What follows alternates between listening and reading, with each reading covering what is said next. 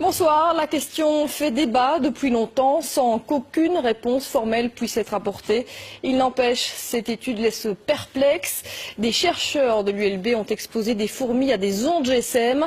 Très vite, les animaux sont non seulement désorientés, mais ils perdent de 50% de leur capacité, un résultat qui donne à réfléchir. Jimmy Méo et Kinerkan. L'expérience peut être réalisée très rapidement.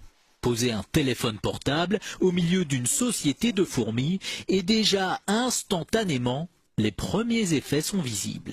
Vous voyez que celle-ci n'a plus sa locomotion normale.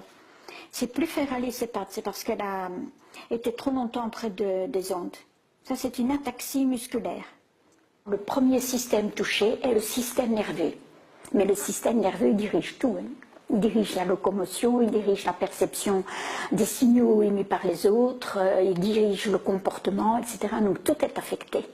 Les capacités d'apprentissage des fourmis exposées aux générateurs d'ondes sont affectées de 50% par rapport à la normale. Et même avec une période de récupération, elles ne retrouvent que 60% de leur capacité de mémorisation. J'ai éteint le générateur, elles ont récupéré un peu et ont pu apprendre, mais n'ont plus jamais réatteint leur niveau initial. Il en est de même pour 7 fourmis exposées aux ondes du GSM. Si on arrête tôt l'expérience, elle va récupérer. Si on continue, elle va mourir. Les dangers pour l'homme sont aussi à prendre au sérieux.